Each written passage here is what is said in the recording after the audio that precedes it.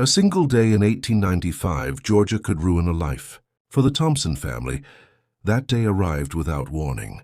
A neighbor came running to Jeremiah Thompson's farm with word that the barn had been set aflame. No accident, no storm, only the quiet, deliberate hand of Mr. Caldwell. By nightfall, the Thompsons watched their livelihood crumble into ashes, their savings vanished, and their home at risk. The man behind it all was invisible to many, yet his influence stretched into every corner of the county. One word, one gesture from him could bring fortune or despair, and for decades no one dared challenge his authority. Caldwell carried himself with the confidence of a respected businessman. White townsfolk saw a man of charm, intelligence, and civic pride, unaware of the shadow he cast over the black community. To those living under his power, he was a silent force, shaping their lives without ever appearing to lift a hand. Every choice, from work to housing, from church attendance to travel, was subject to his subtle control. Families learned that compliance meant survival, and questioning him invited ruin. Jeremiah Thompson had spent his life tending the family farm. He believed in diligence, honesty, and the hope of a better future. But when Caldwell decided to punish him, none of that mattered. The barn fire was just the first blow. The next morning, he discovered that livestock had been slaughtered, left to rot in the field as a warning. Neighbors whispered that any appeal would be futile. Caldwell's word alone determined the outcome. Even the simplest effort to recover the family's stability seemed impossible. Across the county, similar stories unfolded. A man who refused to hand over a portion of his crops found his field plowed under. A woman seeking fair wages returned home to find her chickens killed and her garden trampled. Children grew up witnessing fear before freedom. Parents learned to negotiate survival instead of justice, and communities bent under the weight of a single man's whim. Caldwell's cruelty was not always loud or dramatic. Often it was the quiet deprivation, the withheld payment, the subtle manipulation that left the deepest scars. Despite the apparent invincibility, Caldwell had vulnerabilities. Age had begun to dull his sharpness. Decisions that once came with precision now faltered, leaving cracks in his carefully maintained empire. Mismanaged debts, forgotten favors, and overlooked details began to appear, subtle yet significant. Whispers started among those who had long suffered, small, cautious observations of a man who seemed untouchable, but was increasingly human, increasingly flawed. Caldwell's control extended beyond individual families. He dictated who could rent land, which businesses could thrive, and even which members of the black community could gain modest influence in local affairs. No lawyer, no sheriff, no neighbor could protect them when Caldwell intervened. Each punishment served as a lesson to others, ensuring compliance through fear rather than law. A single mistake could cost a family everything, and that knowledge spread faster than any official decree. The Thompsons' neighbors, once obedient, began quietly strategizing survival. Some refused minor favors, testing the limits of Caldwell's awareness. Clerks who had kept meticulous records of his actions started documenting every injustice, noting who suffered, when, and how. The whispers of patience and quiet defiance grew stronger, forming a network of silent memory. Families and individuals remembered every insult, every destruction, every threat, storing them in their minds for the day they might regain leverage or justice. Meanwhile, Caldwell remained confident. Each morning he walked through town, greeted acquaintances, reviewed accounts, and smiled at children, unaware that his authority was increasingly fragile.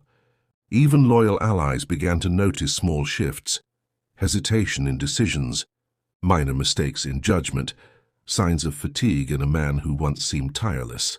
Fear, which had maintained decades of obedience, was beginning to mix with curiosity and hope. People started to see possibilities where none had existed before. The terror Caldwell inspired was most acute in personal interactions. Families could never be certain which of their actions would provoke punishment. Minor disagreements, requests for fairness, or even accidental mistakes could invite public humiliation or material loss. This uncertainty created a constant oppressive tension, shaping every thought, every plan, every decision in the lives of those under his influence. Children learned quickly that words carried weight beyond their understanding, and parents bore burdens invisible to the unknowing eye of the community. Among Caldwell's own circle, unease began to grow, though none could openly confront him. Trusted allies noticed errors, lapses and inconsistencies, yet they hesitated to act.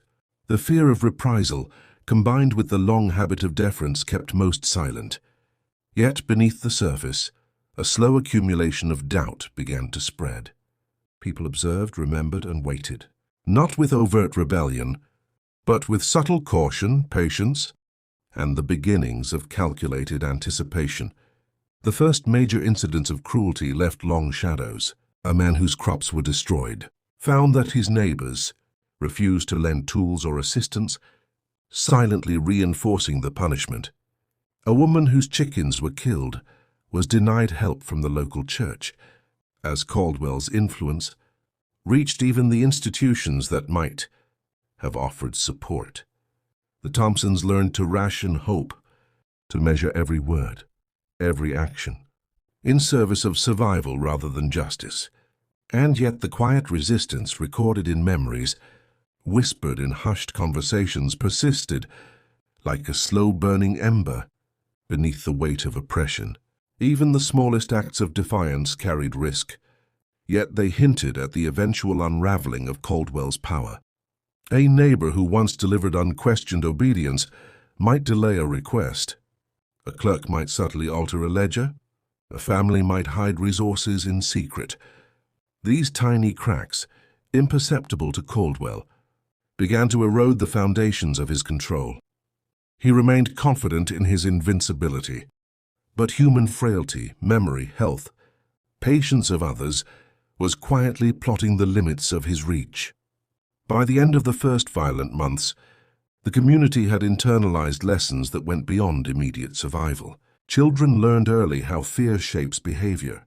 Adults learned how to navigate oppression, often bending without breaking. Communities learned subtle methods of endurance, observation, documentation, and the cultivation of patience.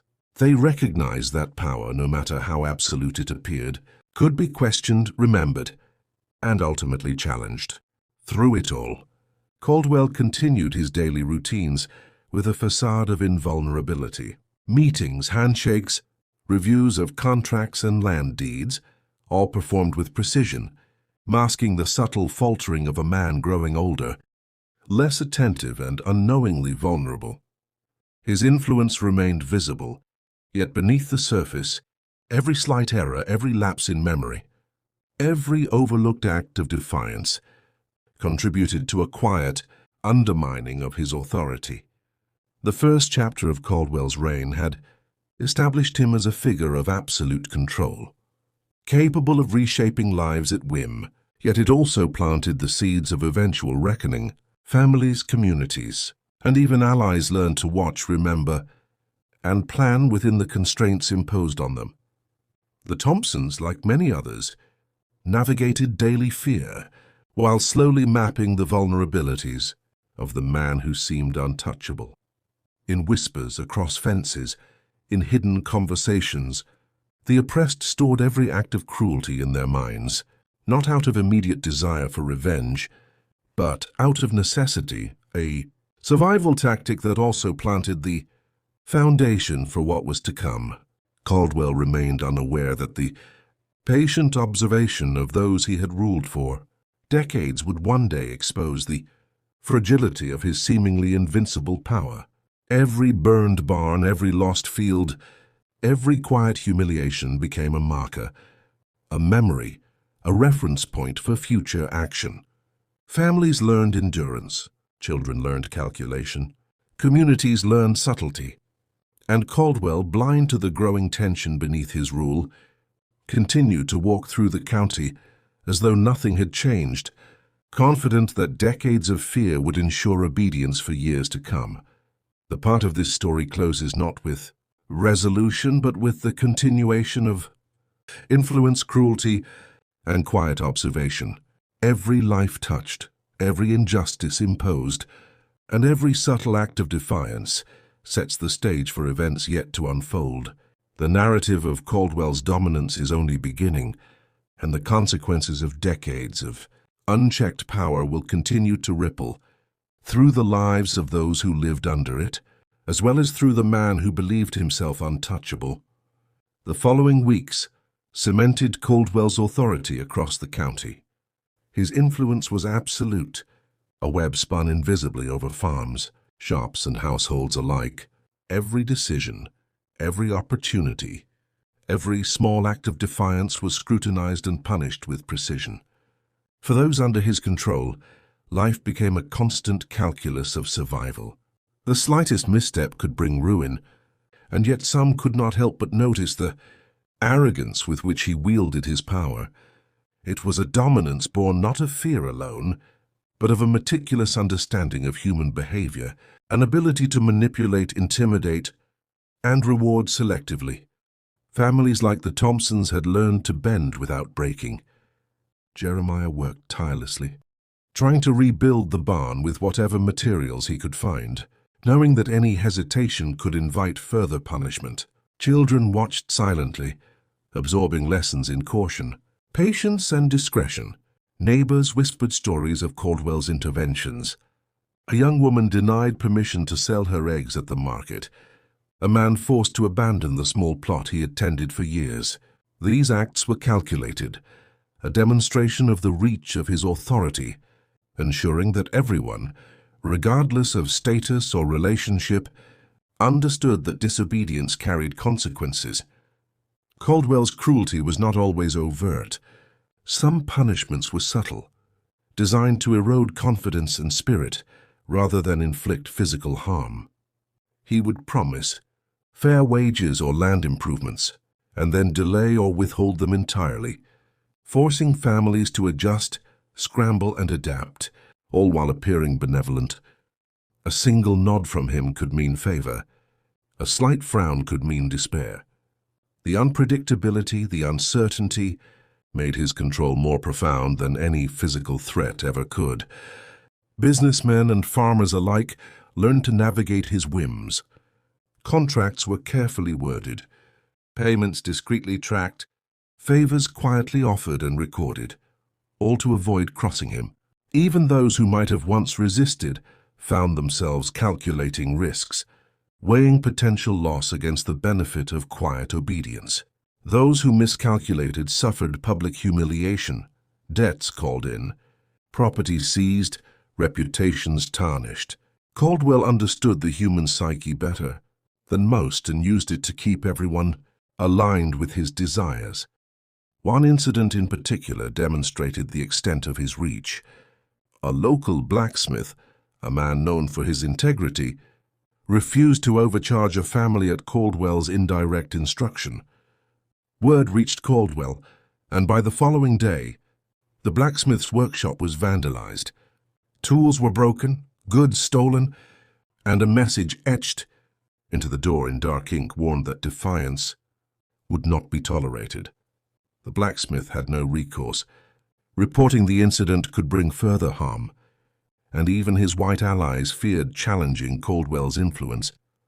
This single act spread rapidly, a silent yet undeniable warning that crossed lines, instilled fear and reinforced obedience. Despite this, whispers of quiet defiance began to surface. Some neighbors delayed minor tasks, others withheld information, and a few documented incidents in secret journals. It was subtle at first, so subtle that Caldwell likely never noticed, but over time, it became a network of memory and observation. Each act, though small, chipped away at the foundation of unquestioned authority. People remembered wrongs, plotted contingencies, and began preparing for the possibility of change, though overt action remained impossible. Children of oppressed families, observed their parents navigating these dangers with care and ingenuity. They learned to assess risk, to speak cautiously, and to recognize the signs of hidden cruelty. Lessons were absorbed quietly: how to avoid notice, how to protect oneself, and how to remember every detail for future opportunity. Caldwell's influence shaped them, not just through fear, but by teaching them the value of patience, observation, and subtlety. These lessons, unwittingly imparted by the very man enforcing oppression, planted seeds of resilience and foresight. Caldwell's interactions with his own allies were equally calculated. Trusted advisors, who might have questioned him in private, quickly learned that loyalty was measured, not by moral alignment but by obedience and perception. Errors, hesitations, or private objections were subtly punished with exclusion, loss of opportunity, or gentle public admonishment. Each act reinforced the hierarchy, ensuring that even those closest to him maintained the illusion of alignment and devotion. Yet no power is absolute. Minor mistakes began to accumulate, unnoticed by Caldwell but remembered by the observant. A ledger misplaced, a payment overlooked, a favor delayed. Each small error was a thread in the tapestry of eventual accountability. For those who suffered under his rule, these cracks represented potential leverage, proof that the man who seemed infallible was, in fact, human and vulnerable. One evening, Caldwell convened a meeting with the county's most influential figures. He outlined plans for expansion, proposed a series of agricultural reforms, and emphasized his vision for continued prosperity. Everyone nodded, fearful of contradicting him, careful to appear attentive and supportive. Behind closed doors, however, murmurs of skepticism circulated. Individuals quietly debated how to protect their families, record his decisions, and ensure that no single mistake would be repeated without consequence. Even in submission, the seeds of awareness were growing. Caldwell continued to monitor families directly, attending to small disputes, adjudicating property disagreements, and influencing social decisions. A family seeking to host a wedding had their plans subtly undermined, materials delayed, and permits mysteriously misplaced. The young couple's parents were forced to adjust, negotiate, and yield to circumstances beyond their control. Caldwell's interventions were precise, measured, and effective, leaving an unmistakable mark on every household he touched. The psychological weight of his dominance was immense. Adults lived in constant anticipation of judgment, recalibrating their behavior daily to avoid missteps. Children absorbed patterns of obedience and caution, learning that survival required careful observation and strict adherence to rules that seemed arbitrary but were enforced with near-perfect accuracy. Communities became expert at reading signs, gestures, and subtle shifts in Caldwell's attention, understanding that even minor lapses could result in severe consequences. Despite all this, Caldwell remained blind to the subtle undermining occurring around him. Allies recorded his errors in secret, families whispered of previous injustices, and small acts of quiet defiance began forming networks of memory and observation. Caldwell's confidence was absolute, his public presence commanding, yet every interaction slowly revealed vulnerabilities he failed to notice. Every delay, every mistake, every misjudgment planted the foundation for eventual confrontation. The Thompsons, like many others, continued their careful navigation of his influence. Jeremiah worked tirelessly to maintain the family farm, while his children learned early lessons about strategy, observation, and endurance. The community, though outwardly compliant, began to store knowledge, every injustice catalogued, every act of oppression remembered. Caldwell's reign of dominance continued, powerful and seemingly unassailable, but beneath the surface, the slow accumulation of memory and patience promised eventual reckoning. Even as he expanded his influence, Caldwell unknowingly created conditions that would one day undermine him. The very fear he instilled, the obedience he demanded, and the careful documentation of his acts by those he oppressed ensured that his power, while formidable, was not eternal. Human frailty, memory, and the quiet persistence of the oppressed were beginning to chart a path that he could neither perceive nor prevent. In these months, Caldwell reached the peak of his authority. No decision seemed beyond his reach, no family untouched by his influence, no action unchecked. His dominance was both subtle and overt, psychological and material, pervasive yet invisible. Every household, every child, every worker understood their place within his world. Obedience was survival, compliance was necessity, and hope for fair treatment existed only as a fragile, quiet ember. Yet within that ember, resilience was growing. Families and communities learned strategies of endurance, subtle defiance and observation. Children internalized lessons of patience and foresight. Allies calculated risks, recorded every detail, and learned to anticipate errors. Caldwell's power, absolute though it seemed, was being quietly challenged in ways he could not detect. The seeds of eventual retribution were planted in the memory of those he oppressed, waiting for opportunity, time, and circumstance to ripen. Caldwell's presence remained imposing, yet beneath the surface, subtle disruptions began to ripple through his carefully ordered world. The once unchallenged authority he wielded over farms, shops, and families started encountering the faint resistance of patience and memory. Small acts that might have seemed inconsequential, to him carried weight in the lives of those who had suffered under his rule for years. A delayed delivery of supplies here, a whispered correction there, minor deviations unnoticed by Caldwell, but monumental to the people enduring them. One incident spread quickly across the county, a quiet scandal that tested the limits of his control. A local carpenter, previously forced to build furniture for Caldwell at minimal or no pay, finally refused an order. He had painstakingly saved enough from secret side work to risk defiance. Caldwell heard of the refusal, but when he arrived at the carpenter's shop, he found a silent determination in the man's eyes. No pleading, no negotiation, only the quiet assertion of personal boundary. For the first time, Caldwell hesitated. He measured the man, searching for fear or submission, but found only resolve. The encounter left a lingering unease, not yet fear. In Caldwell's mind, a realization that compliance was not infinite. Families emboldened by these small cracks began experimenting with subtle defiance.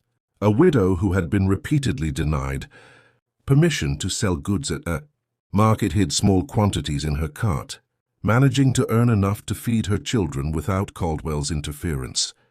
Word of her success, carried discreetly from neighbor to neighbor, inspired others.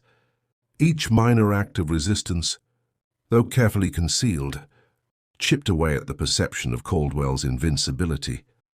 Caldwell's methods of manipulation, which had long relied on predictability and fear, were increasingly tested by these small but resolute acts of independence. He had perfected intimidation, yet he had underestimated the quiet patience of those who endured him.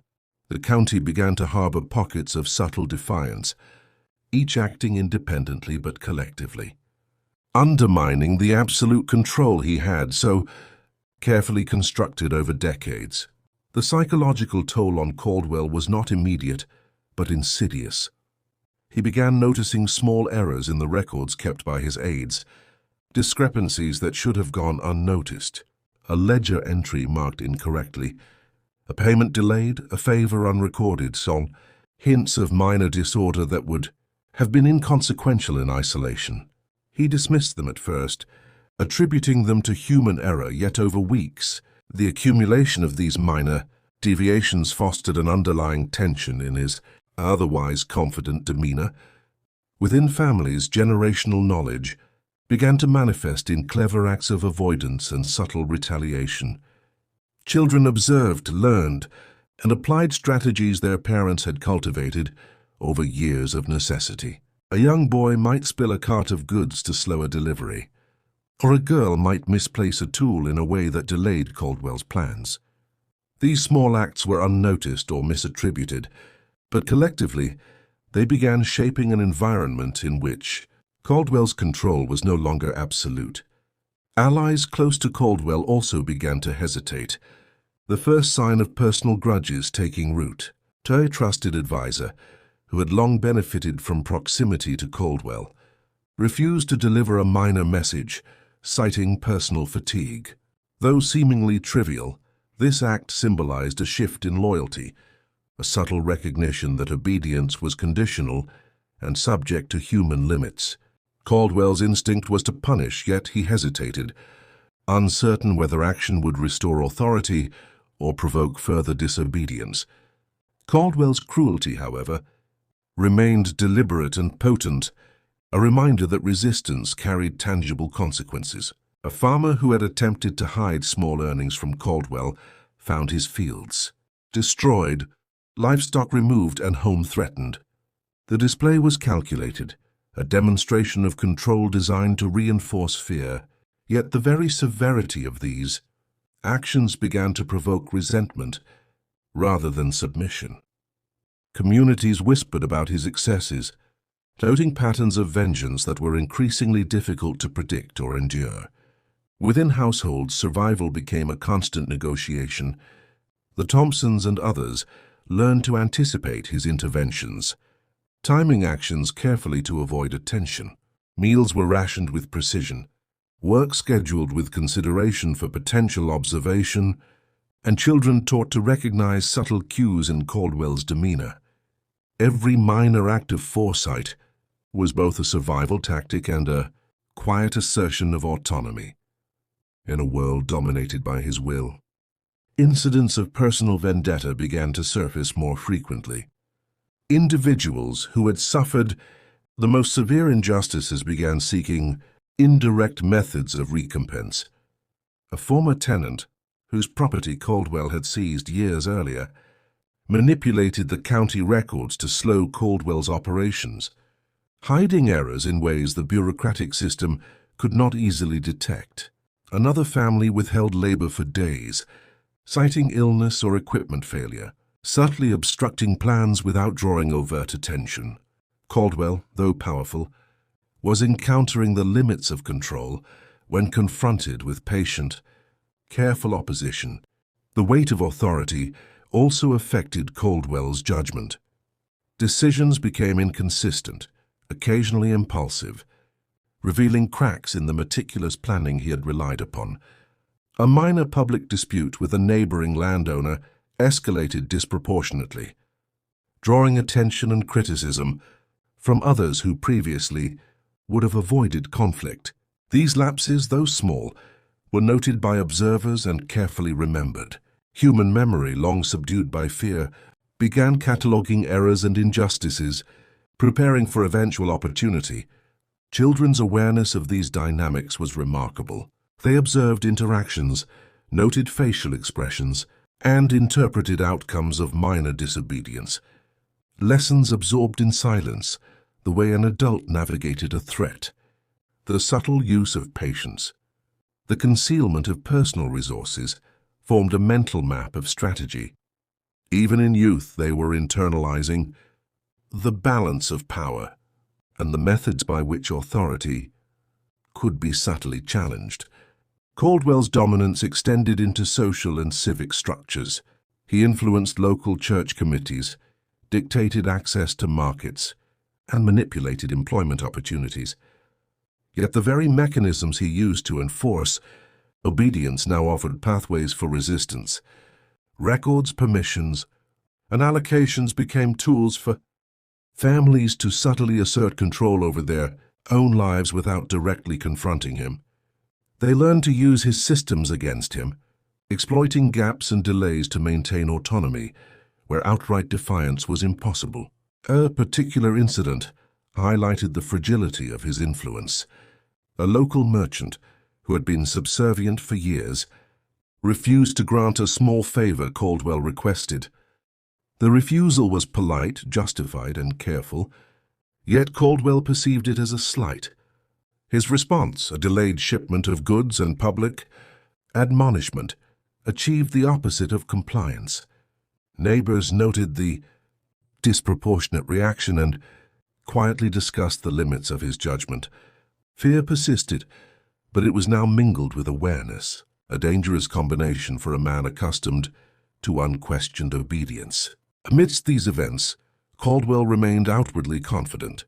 He attended social gatherings, reviewed accounts, and walked through towns as if nothing had shifted. His presence continued to command attention, yet subtle errors in communication and coordination hinted at the growing strain on his authority. People noticed discrepancies, whispered of irregularities, and began plotting cautious steps to protect themselves and test boundaries. The interplay between overt cruelty and subtle defiance created a tense equilibrium. Caldwell's acts of punishment reminded everyone of the consequences of resistance, yet the quiet strategies of the oppressed introduced unpredictability into his previously controlled environment. Each small act of defiance, each unnoticed error, and each patient observation by families added to a growing sense that his power, while formidable, was not infinite. Even as Caldwell expanded his influence, he unknowingly nurtured the seeds of opposition. Observation, patience, and careful planning by those who had endured years of hardship were gradually creating a framework for future challenges. Every act of cruelty, every punitive measure, every calculated demonstration of dominance became part of a mental ledger held by countless individuals who had no immediate recourse but whose memory and awareness were growing. In the midst of his peak authority, Caldwell's control was increasingly tested by subtle resistance, small personal vendettas, and the growing recognition among families that his power had limits. The community, though outwardly compliant, had begun to explore methods of survival that also preserved dignity and autonomy. Children learned, parents adjusted, and subtle networks of observation emerged. The psychological landscape Caldwell had cultivated for decades was beginning to shift in ways he could not immediately perceive. Caldwell had ruled with unshakable confidence for years, yet subtle cracks that had been forming began to widen. The quiet acts of defiance that had been whispered about, hidden in shadow, now started to manifest in ways he could no longer ignore. A farmhand who had long suffered under Caldwell's strict oversight openly refused to follow an arbitrary directive. It began as a small incident, barely noticeable to anyone else, but Caldwell saw it. The hesitation in the man's eyes, the calculated calm in his tone signaled something new. Resistance was no longer silent or fleeting. It was deliberate. The man had prepared for this moment, having carefully observed Caldwell's routines and weaknesses over months. He knew which requests would be met with scrutiny, which punishments could be avoided, and how to protect his family while asserting his agency. When Caldwell attempted to intervene, the farmhand's composure remained unbroken.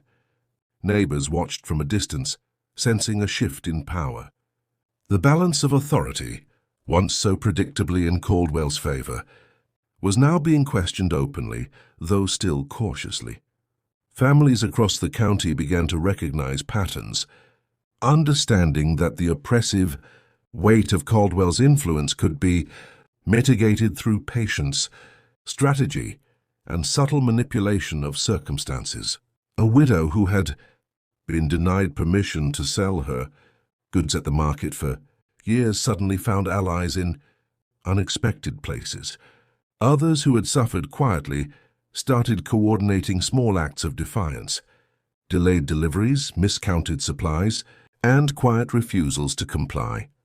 Caldwell, once blind to such minor transgressions, began noticing inconsistencies and errors. His irritation grew, his control threatened, and a sense of unease began creeping into his otherwise composed demeanor. The first major confrontation came unexpectedly. A former tenant, whose property Caldwell had seized years earlier, manipulated records to disrupt one of Caldwell's projects. The disruption was subtle, clever, and almost invisible to the untrained eye. But the effects were immediate. A shipment of goods never arrived, a labor crew was misdirected, and deadlines were missed. Caldwell, accustomed to near-perfect obedience, was confronted with the tangible results of decades of patient, quiet opposition. For the first time, he faced a scenario where fear alone could not restore his authority. Anger and frustration drove him to punish visible offenders. Yet the punishments themselves began to backfire. A public display of vengeance against a family drew sympathy from neighbors who had previously obeyed without question. Stories of his excessive cruelty spread, not as whispers of fear but as tales of injustice. Families started to exchange strategies in private, teaching one another how to navigate his interference while preserving dignity and resources. Caldwell's psychological grip was slipping. Even as he maintained the facade of power in public, the Thompsons were not immune to this shifting dynamic.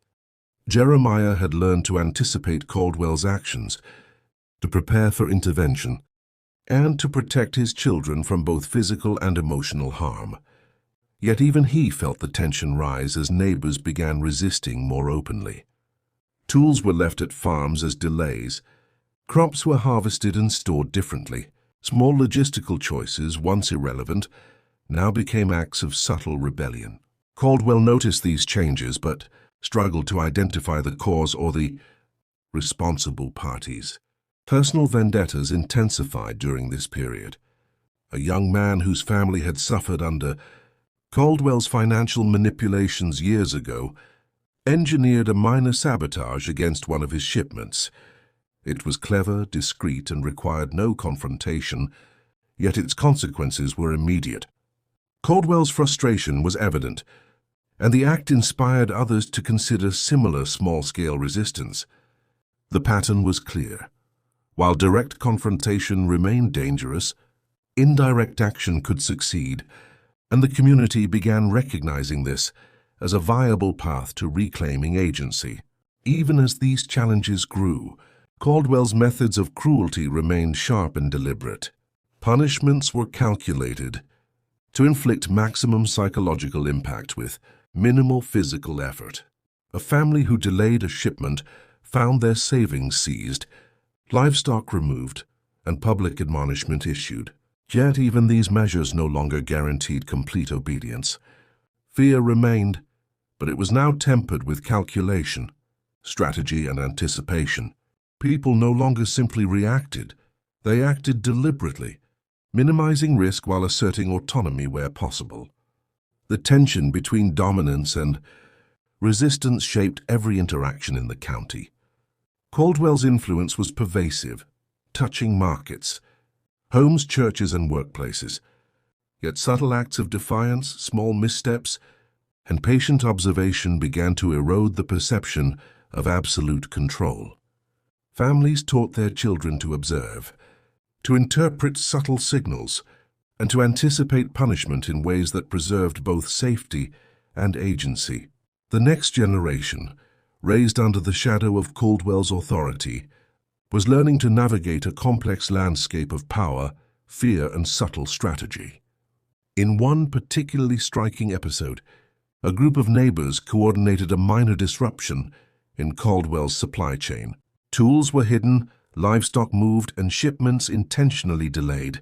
Caldwell, furious, attempted to confront the responsible parties, but could not identify them. The incident spread quietly through the county, reinforcing the idea that his control, while still formidable, was not absolute. Communities began experimenting with small-scale collective action, recognizing that patience, coordination, and subtlety could create meaningful change even under oppressive conditions. These events also revealed cracks in Caldwell's social alliances. Trusted advisors, previously unwavering in loyalty, began hesitating in small but notable ways. Messages were delayed, minor instructions ignored, and subtle critiques voiced in private. While Caldwell maintained authority publicly, the private reality was shifting. His influence remained strong, but the foundation of obedience, once absolute, was now fragile and contested. Caldwell's behavior began reflecting this tension. Impulsiveness crept into his decisions. Punishments became more frequent and more severe, and his judgment occasionally faltered. He attempted to reassert control through intimidation, but these actions sometimes produced the opposite effect: resentment, coordination among the oppressed, and growing recognition that fear could be resisted with careful strategy. Every act of cruelty, carefully calibrated over decades, now carried the risk of unintended consequences. The Thompsons, along with other families, continued to navigate this evolving landscape. They employed strategies honed over years of careful observation, timing activities to avoid attention, disguising minor acts of defiance as accidents or misfortune, and coordinating discreetly with trusted neighbors. Children watched, learned, and participated in small ways, absorbing lessons of patience, strategy, and resilience. The community was quietly adapting, slowly reclaiming agency within the constraints imposed by Caldwell's lingering power. Even as he maintained appearances, Caldwell could sense the growing friction. Subtle errors, minor resistance, and the emergence of small alliances hinted that his control might not endure indefinitely. The psychological weight of realizing that fear alone was insufficient began to show in his interactions. His confidence, previously unshakable, now carried a note of tension, a cautious calculation that was previously unnecessary. In response, he intensified his measures. Punishments were sharper, interventions more frequent, and surveillance tighter. Families adapted further, learning to anticipate his reactions and to exploit his predictability. Patterns emerged. Direct disobedience was dangerous, but indirect acts, misplaced goods, delayed labor, discreet sabotage offered opportunities to assert autonomy. Each successful act reinforced collective memory and emboldened further resistance. The interplay between Caldwell's cruelty and the community's patience created a precarious equilibrium. Fear remained a potent tool, but subtle defiance, careful strategy, and intergenerational learning began to erode the illusion of absolute authority. Families and individuals learned to navigate daily life under surveillance, to anticipate punitive actions, and to assert control over small aspects of existence, slowly redefining the boundaries of power. Even as these tensions escalated, Caldwell remained outwardly commanding. He attended social gatherings, reviewed contracts, and walked through towns with the same confident air, yet internally, he was confronted by challenges he could not fully identify or resolve. The once predictable compliance of the county had been replaced by cautious observation, subtle manipulation, and patient endurance. The cracks in his authority were no longer minor. They were becoming structural, a network of quiet resistance that could one day challenge his dominion. Caldwell had always believed his power to be unassailable, a force unquestioned across the county. Yet cracks that had been subtle for months now became impossible to ignore. Small acts of defiance had evolved into coordinated challenges, deliberate maneuvers by those who had endured his cruelty for years. The once predictable obedience of the people now faltered under the weight of patient strategy, careful planning, and the quiet courage of those who refused to be broken. One morning, word reached Caldwell that a shipment of supplies crucial to his operations had been diverted. At first glance, it seemed a minor logistical failure, an error of transport or oversight. But the details did not align. Shipments meant for his personal ventures had been rerouted. Workers had been delayed, and minor accounts had been altered in ways that, while subtle, created significant disruptions. Caldwell's advisors scrambled to explain the failures, but the pattern was clear. These were not accidents. Someone had deliberately challenged his authority, and the audacity of the act struck him deeply. Families who had long lived under his shadow began testing limits more openly. A blacksmith, whose tools had been previously vandalized as punishment for minor disobedience, cleverly manipulated his workshop schedule to frustrate Caldwell's demands without provoking immediate retaliation. He ensured that deadlines were missed and tasks delayed, yet maintained plausible deniability. Caldwell, used to absolute compliance, found himself unable to immediately identify the culprits. The uncertainty gnawed at him, a psychological tension he was unaccustomed to experiencing. The Thompsons faced a particularly difficult week. Caldwell's agents arrived unannounced to inspect property, claiming minor violations and demanding immediate correction. Jeremiah and his children worked feverishly to comply, yet subtle obstructions, delayed deliveries, misdirected workers, and intentionally misleading instructions complicated every effort. The family realized that their opponents were not merely acting randomly. Every misstep was calculated, a coordinated attempt to test the limits of Caldwell's authority. Personal vendettas began to intertwine with strategic resistance. A young man whose family had been financially ruined years prior orchestrated a sabotage that, while non-violent, had immediate consequences. Livestock was subtly redirected, fences dismantled, and farm operations delayed. Caldwell, furious, attempted to punish the responsible parties, yet could not identify them without risking further errors. Each attempt to restore control seemed to create new problems, a cascading effect that exposed vulnerabilities in his otherwise meticulous management of the county. Even those closest to Caldwell began to hesitate, a reflection of shifting loyalties. Trusted advisors delayed reports, minor requests went unfulfilled, and subtle critiques were voiced in private. Caldwell, accustomed to unquestioned obedience, experienced a growing sense of unease. The network of authority he had maintained for decades was strained, challenged by a combination of patient observation, strategic action, and collective defiance. Caldwell's response to these disruptions was severe.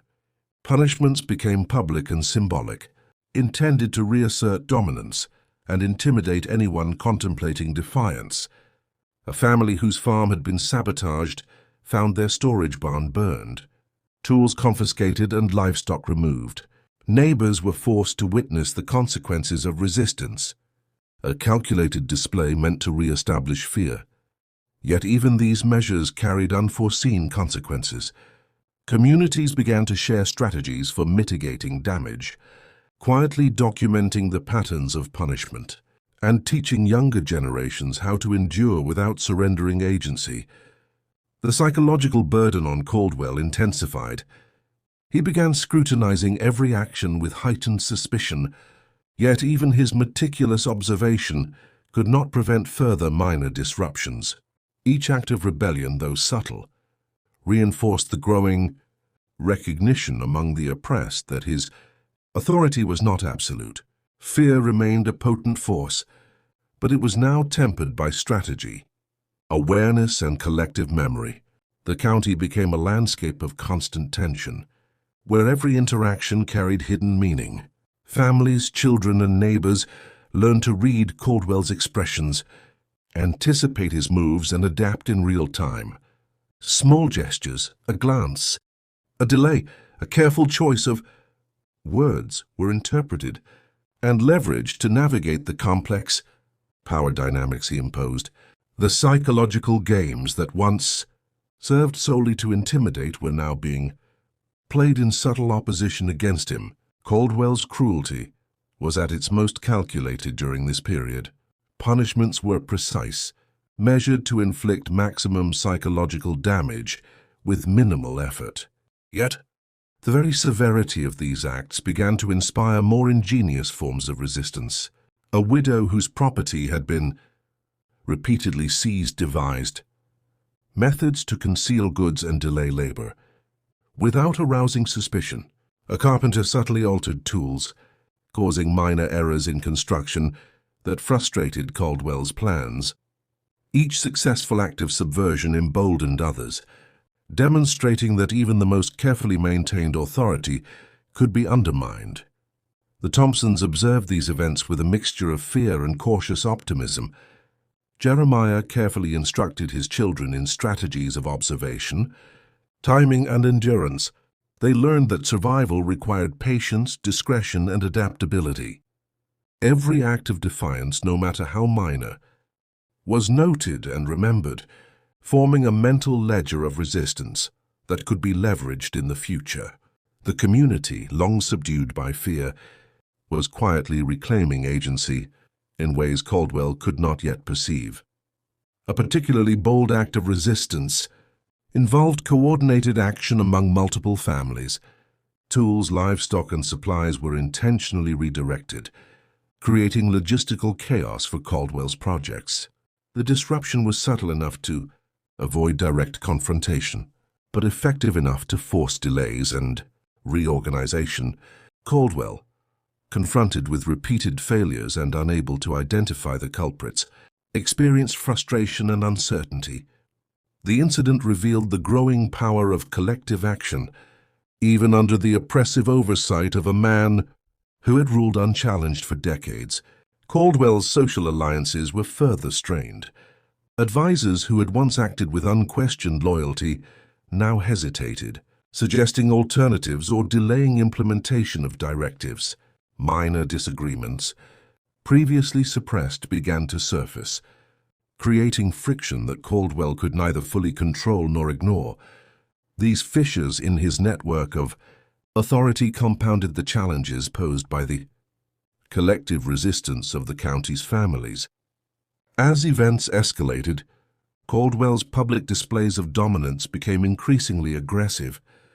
Families were punished harshly for minor infractions, yet each act of cruelty was met with subtle adjustments by the oppressed, further demonstrating the limits of fear as a tool of control.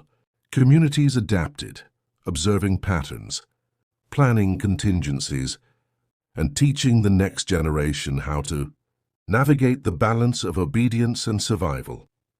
Caldwell's reputation remained formidable, but the illusion of invincibility was steadily eroding. Children, raised under the shadow of these conflicts, developed remarkable awareness and ingenuity. They observed interactions, learned patterns of cause and effect, and internalized strategies for navigating power without exposing themselves to undue risk.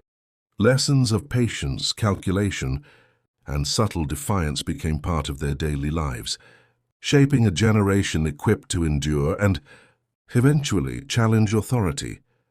The interplay between Caldwell's deliberate cruelty and the quiet, strategic resistance of the county created a complex and tense environment. Fear remained present, but it was now intertwined with agency, observation, and anticipation.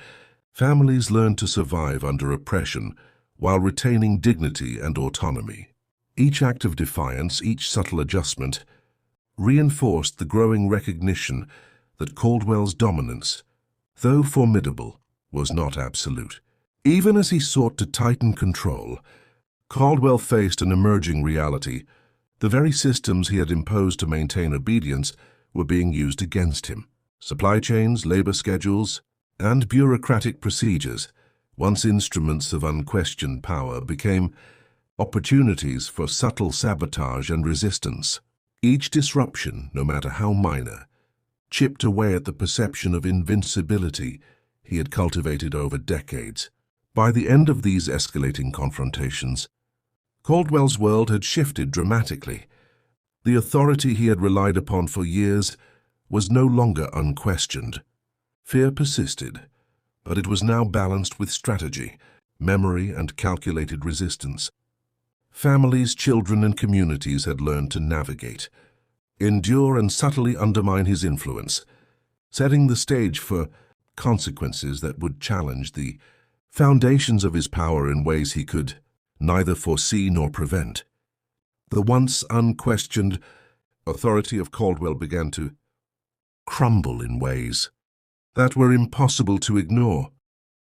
The county, long subdued under his strict rule, had evolved into a subtle network of observation, patience and strategic resistance. Every misstep, every overlooked detail, and every delayed action had been noted, remembered, and catalogued by families who had endured his cruelty for decades. Now the consequences of years of silent defiance began to manifest in forms Caldwell could neither predict nor control. A shipment critical to his agricultural ventures failed to arrive on time. Not due to error but deliberate sabotage. Fields remained unplanted, fences lay unbuilt, and the workers responsible for the project were either absent or diverted. Caldwell arrived at the site, expecting the usual panic and submissive apologies, but instead found a landscape of quiet defiance. Workers spoke calmly, carefully and without fear, each aware of their roles in obstructing his plans. His authority, once absolute, was now openly challenged by those who had mastered the art of patient resistance. Families who had previously relied on strict obedience began coordinating in increasingly bold ways. A widow's market stall, once routinely blocked by Caldwell's orders, operated discreetly under the cover of other obligations, generating income without attracting his attention. Neighbors provided protection, concealment, and silent support. Children, trained from a young age in observation and subtlety, assisted by delivering messages, concealing tools, and monitoring the movements of Caldwell's agents. The community had transformed fear into strategic advantage, turning long years of oppression into a carefully orchestrated resistance. Caldwell, now visibly unsettled, attempted to reassert control through traditional methods: punishment, intimidation, and public displays of dominance. A family responsible for minor disruptions had their livestock removed, storage barns seized, and members publicly humiliated. Yet each act of cruelty was countered by patient foresight. Neighbors hid resources, planned for replacement, and documented every incident. Far from restoring fear, these measures highlighted the fragility of Caldwell's control and the limits of intimidation when faced with coordinated, strategic opposition. The psychological impact on Caldwell was profound. He began second-guessing decisions, scrutinizing records obsessively, and micromanaging every operation. Even trusted advisors hesitated, aware that mistakes or minor resistance could trigger disproportionate reactions and unintended consequences. Loyalty, once guaranteed by fear, now required careful calculation, and the confidence Caldwell had relied upon for decades began to erode. One particularly striking incident involved a group of families who collaborated to disrupt a major land assessment Caldwell had planned. Fields were mapped incorrectly, fences relocated subtly, and labor crews delayed without detection. The cumulative effect was a logistical nightmare, forcing Caldwell to intervene personally. His frustration was evident, his once commanding presence tinged with desperation. For the first time, he faced a scenario where fear alone could not compel compliance, and the realization shook the foundations of his authority. Within households, the effects of this growing resistance were equally evident. The Thompsons, who had endured his interventions for years, found new opportunities to assert agency. Tools were hidden, harvest schedules adjusted, and minor acts of sabotage executed with precision. Children, trained in observation and discretion, became active participants in these efforts, reinforcing lessons of strategy, patience, and resilience. The once clear lines of dominance between Caldwell and the oppressed were blurring, replaced by a complex interplay of subtle power struggles and calculated actions. Caldwell's attempts to reassert dominance through intimidation increasingly backfired. Families who had endured years of cruelty began to anticipate his moves, adjusting behavior and resources to mitigate harm. A man whose barn was destroyed rebuilt it quickly, using materials hidden from Caldwell's oversight. A woman whose market stall had been repeatedly blocked found ways to operate discreetly, generating income without attracting punitive attention. Each successful act of adaptation reinforced the growing realization that Caldwell's authority was not absolute. The network of subtle defiance extended beyond individual households.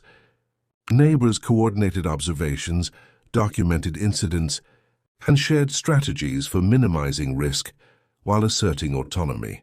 Minor errors in Caldwell's administration were amplified by these coordinated actions, creating disruptions that no amount of intimidation could fully correct. The county, long dominated by fear, had become a landscape of strategic resistance, where patience, planning, and observation challenged the very foundations of his control. Personal grudges, long suppressed under the weight of fear, now found opportunities for expression.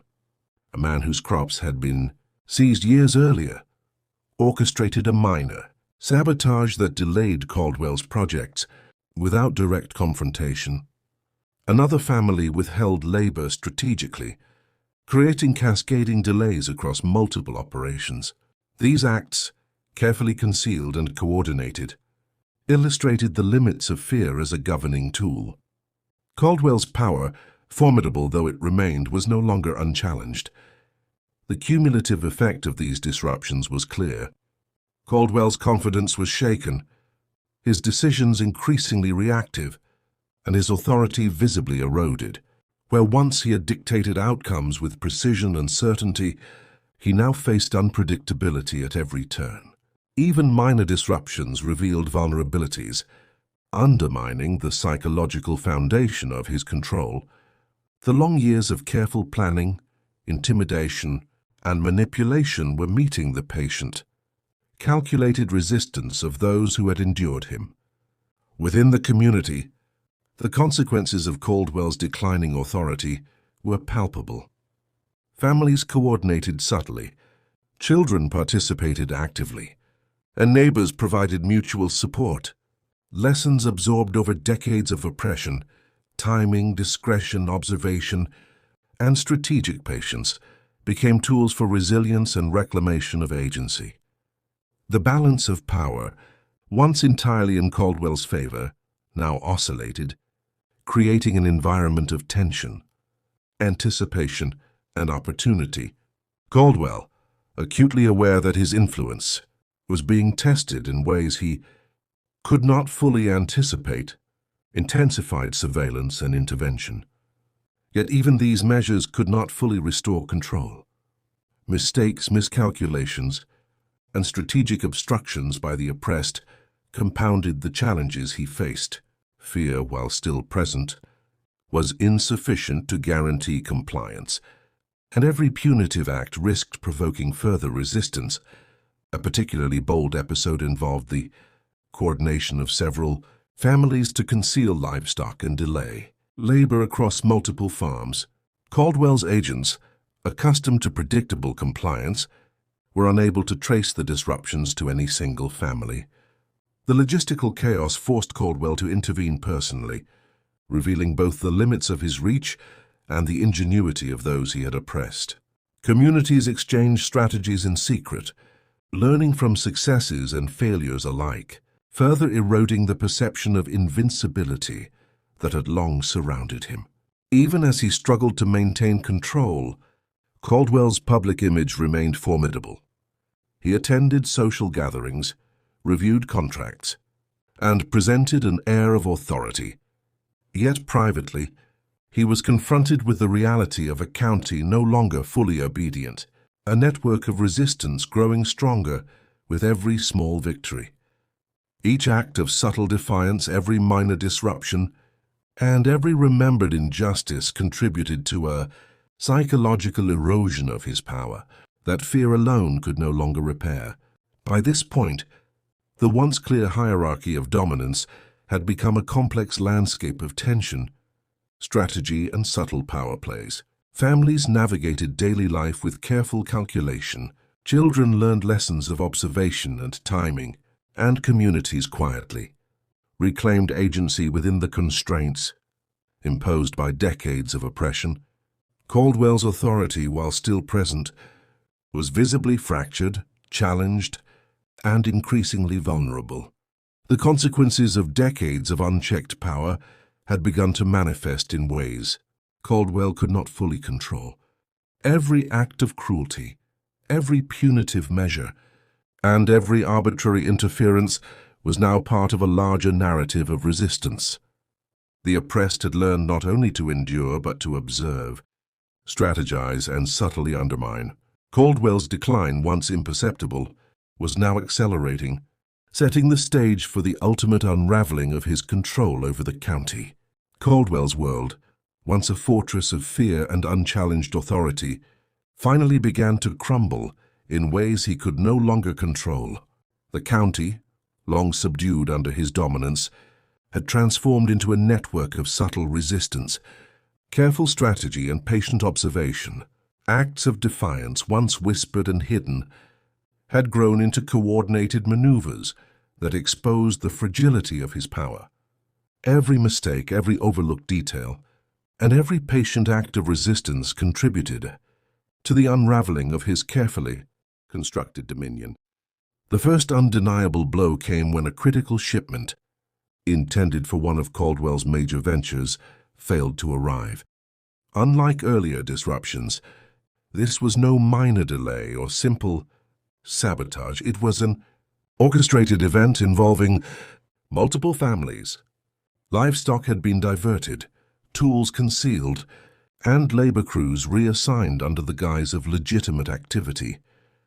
When Caldwell arrived to assess the situation, he found chaos where he had expected order. Workers spoke calmly, without fear, executing their own strategies rather than blindly following his commands.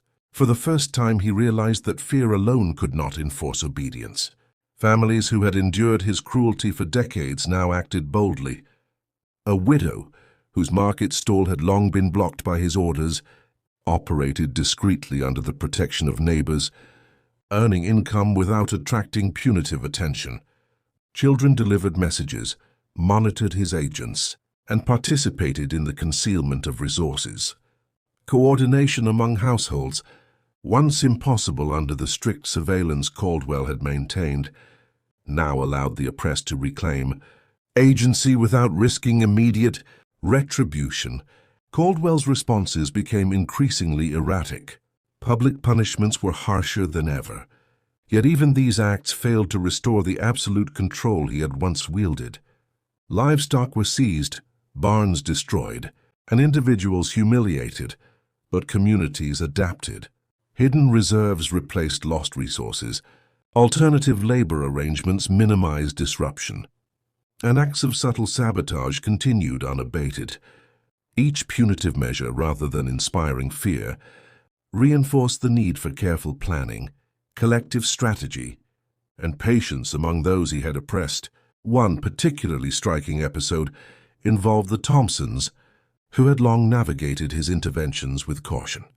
They orchestrated a series of subtle obstructions, tools mislaid, labor schedules altered, and shipments delayed without drawing immediate suspicion. Caldwell, confronted with repeated failures, attempted to assert dominance through intimidation, yet he could not identify the culprits without risking further strategic losses. The balance of power had shifted. Obedience was no longer guaranteed, and resistance had become a form of survival, as well as subtle retribution. Personal grudges that had simmered for decades now manifested in decisive action. A man whose crops had been seized years earlier engineered a sophisticated disruption that delayed multiple Caldwell projects. Another family withheld labor strategically, creating cascading delays that undermined operations across the county. These acts were deliberate, coordinated, and executed with precision, demonstrating the culmination of patient, long-term resistance. Caldwell's authority, formidable though it remained in public perception, was visibly eroding. Caldwell's psychological state deteriorated as his control slipped further. He scrutinized records obsessively, micromanaged every interaction, and attempted to anticipate resistance with increasing desperation. Even his most trusted advisors hesitated, aware that a single misstep could trigger unintended consequences. Loyalty, once secured by fear alone, now required careful calculation, and the confidence Caldwell had relied upon for decades began to fracture. The community, sensing vulnerability, escalated its efforts. Coordinated disruptions targeted key supply lines, labor arrangements, and logistical systems. Families concealed livestock, misdirected resources, and subtly altered records to ensure delays and errors without risking direct confrontation. The cumulative effect was a landscape of logistical and psychological chaos that Caldwell could no longer control. Fear, once his greatest weapon, was no longer sufficient to enforce obedience. Even children became active participants in the unraveling of his authority.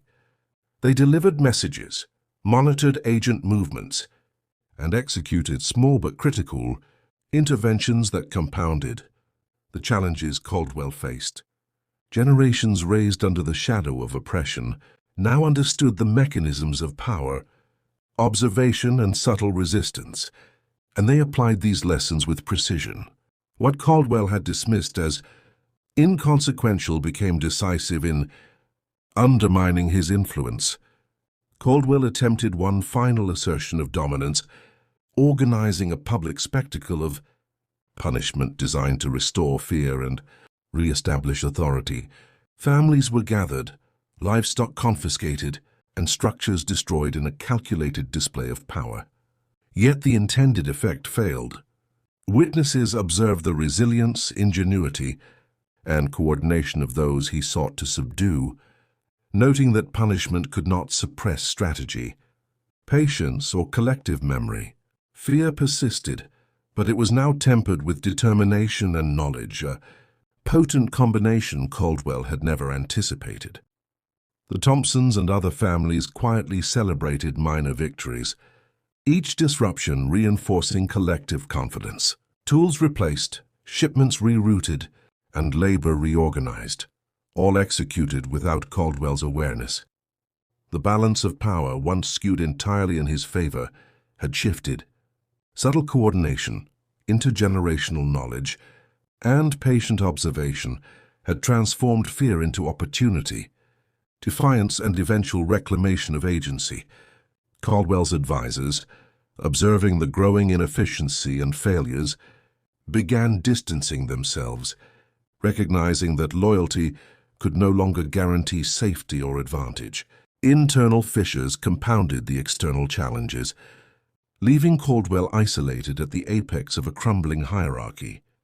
His psychological dominion, painstakingly cultivated over decades, had eroded under the combined weight of patience, strategy, and long-held grudges.